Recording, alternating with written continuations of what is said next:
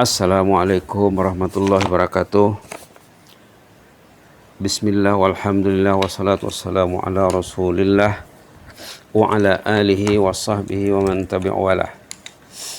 Di pagi yang mulia ini, di penghujung bulan Agustus ya, 29 Agustus 2021 bersamaan dengan 20 Muharram 1443, kita lanjutkan siri perbincangan tentang mutiara kisah salihin. Orang beriman kalau mau selamat, mau berjaya karena mendekati orang yang saleh. Kalau orang itu jauh dari orang saleh, tandanya orang itu tidak siap untuk berjaya. Dan salah satu kaidah mendekati orang yang saleh, membaca kisah orang saleh. Kalau ada orang saleh di hati orang itu, alhamdulillah orang itu akan dijaga Allah. Karena dalam sholat sendiri kita meminta kepada Allah agar kita dibimbing untuk menempuh jalan orang yang saleh. Doanya di mana? Waktu kita membaca Al-Fatihah, ihdinas siratal mustaqim. Ya Allah, bimbinglah kami menuju jalan yang betul. Jalan siapa? Siratal ladzina an'amta alaihim. Jalan mereka yang telah confirm mendapat nikmat daripadamu ya Allah. Siapa mereka? Itulah orang saleh. Minan nabiyyina was-siddiqin wasyuhada was-salihin. Para nabi, para siddiqin, para syuhada dan para salihin, yang tersebut dalam surah An-Nisa ayat 69. Lanjutan huraian ayat ihdinas siratal mustaqim terdapat dalam surah An-Nisa ayat 69, bukan dalam surah Alif Lam Mim, bukan dalam surah Ali Imran, dalam surah An-Nisa ayat 69. Jadi sepatutnya orang yang baca Fatihah, orang yang baca Fatihah dalam solat, di luar solat, dia mesti tahu kaitan ayat yang dibacanya, bahwa ihdinas siratal mustaqim itu lanjutannya dalam halaman 89 ayat 69. Allah mengatakan di sini, an'amta alaihim itu siapa mereka? An-nabiyyin was-siddiqin wasyuhada was-salihin. 4 kategori insan pilihan Allah, kekasih Allah, auliaullah. Mereka adalah kekasih Allah. Itu yang kita minta dalam surah Al-Fatihah waktu kita membaca ihdinas siratal mustaqim. Jadi kita sudah masuk ke dalam siri yang siri yang ketiga atau keempat nih ya, tentang kisah salihin. Kisah seorang ibu yang kematian suami, meninggalkan 5 orang anak kecil masih, lalu dia mengamalkan satu kaidah, yaitu istighfar untuk menyelesaikan masalahnya. Di awal suaminya meninggal, dia kelang kabut, katanya dunia ini terasa sempit. Dia menangis sehingga katanya dia khawatir matanya buta karena banyaknya menangis. Tapi bila dia mendengar nasihat seorang saleh dalam ceramah di radio, perlu memperbanyak istighfar katanya, lalu dia beristighfar, maka Allah menyelesaikan masalahnya. Akhirnya apa? Di akhir ceritanya katanya, ana as'adu mra'atin, saya rasa sayalah wanita yang paling bahagia. Kenapa? Masalahnya diselesaikan Allah dengan baik. Anak-anaknya karena diajar dengan istighfar dari kecil, anaknya berjaya dalam mata pelajarannya. Anak yang sulung lelaki katanya walaupun yatim, dalam umur 10 tahun berjaya menghafal Quran. Kadang-kadang keluarga kita yang kurang terurus ya, tidak ada yang hafal Quran, tidak ada yang cinta Al-Quran pun susah. Yang dicintainya benda lain, bukan Quran. Itu susah ya. Jadi di sini dalam kisah ini, apa yang dapat diambil pelajaran? Anak dan zuriat yang saleh adalah aset yang mahal bagi ibu bapak. Kalau orang itu tidak berjaya mendidik anak yang saleh salehat, dia kena berusaha macam mana supaya anak yang saleh. Karena bila orang itu dapat anak yang saleh, itu aset yang paling mahal, lebih mahal pada uang ringgit. Subhanallah. Apa alasannya? Tengok ayat dalam surah, subhanallah. Tengok ayat dalam surah At-Tur, juz 20, 27.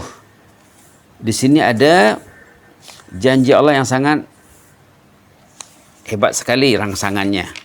Halaman 524 ayat 21.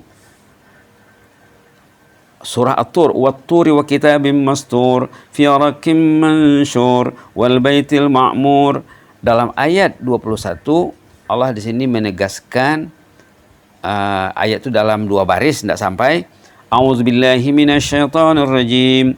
Walladzina amanu wattaba'athum dzurriyyatuhum biimanin alhaqna bihim dzurriyyatahum wama alatnahum min amalihim min syai' kullu imri'in bima kasaba rahin. Allahumma ja'alna minhum ya Rabb. Apa maksud ayat ini? Orang yang beriman, kemudian dia didik anaknya ke jalan iman, dia meninggal contohnya,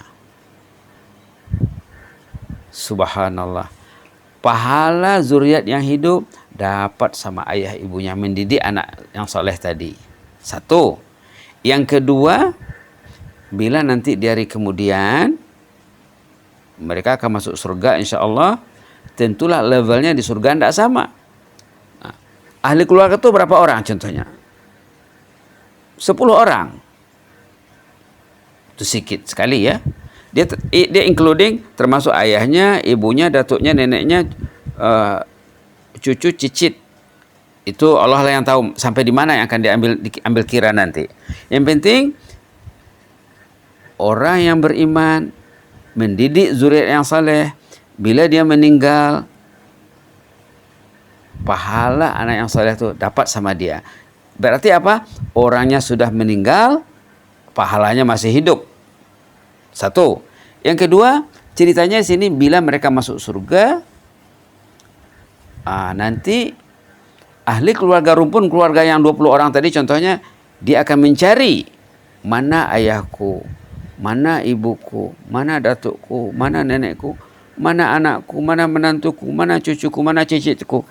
Mereka akan mencari di sana. Dalam kes ini ternyata yang mencari tadi, keluarga yang dicari rupanya levelnya jauh di bawah. Dalam hadis dikatakan level derajat dalam Quran, dalam surga itu sebanyak bilangan ayat Quran. Dia punya lantai 1, lantai 2, lantai 3 sampai sebanyak bilangan ayat Quran. Subhanallah, ribuan.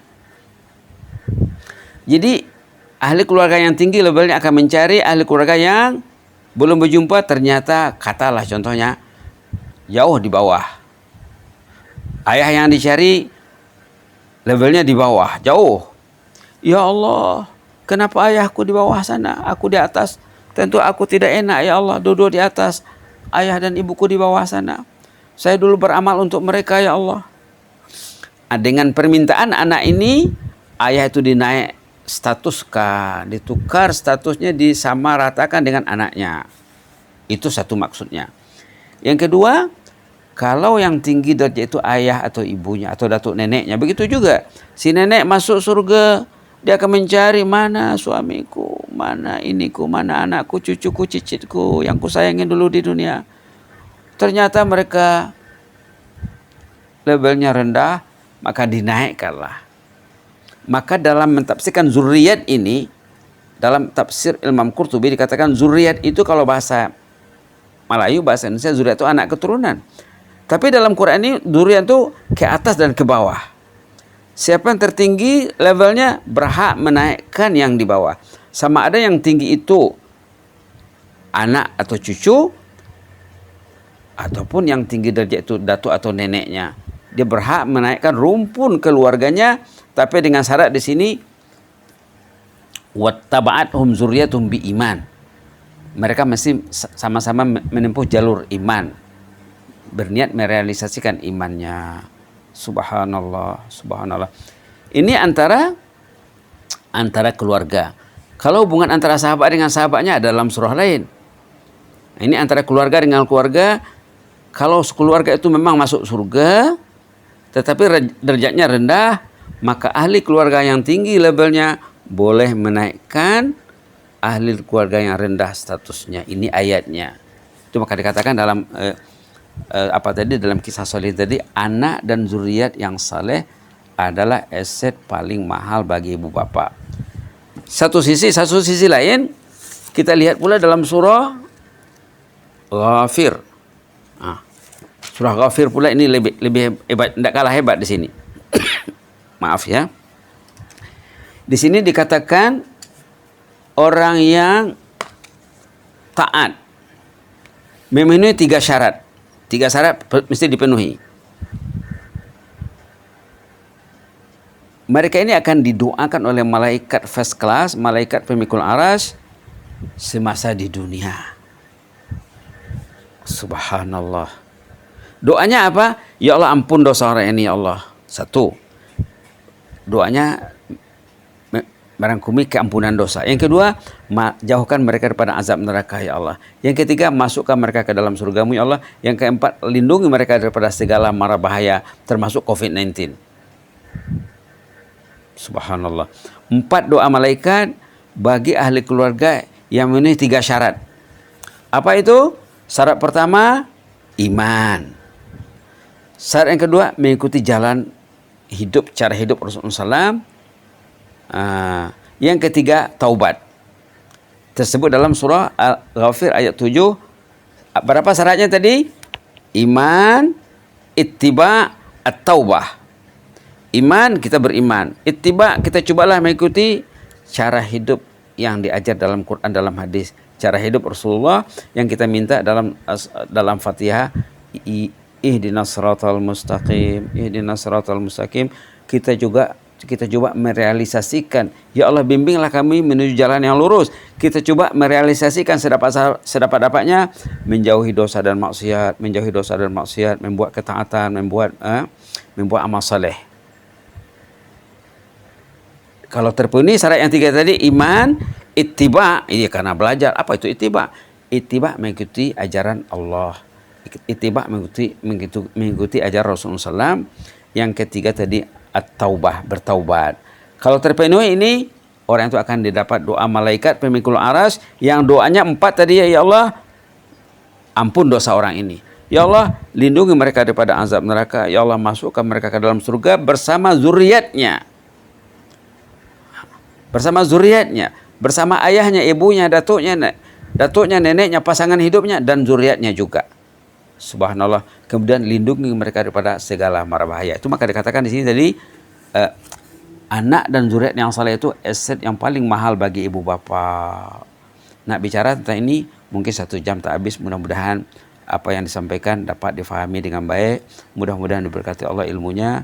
Hidup kita ini diberkati Allah semuanya. Yang penting cerita ini masih berlanjut lagi. Mungkin mau 4 siri, 5 siri lagi baru habis. Kisah seorang ibu yang salehah, yang tekun istighfar. Akhirnya Allah membimbing kehidupannya sehingga anak-anaknya semua berjaya katanya. Akhirnya dia cakap, sayalah wanita yang paling bahagia karena Allah menolong dia untuk membimbing anaknya. Berapa ramai orang yang banyak duit, ini tak ada suami, kematian suami. Anak-anaknya anak yatim, tapi berjaya dia mendidiknya dengan berkat pendidikan istighfar dari kecil. Maka jangan pernah malas beristighfar, karena istighfar itu membuahkan rahmat yang tiada tara. Amin rabbal alamin. Sebagai penutup kita baca istighfar yang disorkan di sini. Allahumma ighfir lana warhamna wa tub alaina innaka antat tawwabur rahim. Allahumma ighfir lana warhamna wa tub alaina innaka antat tawwabur rahim. Allahumma ighfir lana warhamna wa tub alaina innaka antat tawwabur rahim. Subhana rabbika rabbil izzati amma yasifun wa salamun alal mursalin walhamdulillahi rabbil alamin. Taqabbalallahu minna wa minkum. Jazakumullah khaira wa barakallahu fikum. Inni uhibbukum fillah. Astaudiukumullah.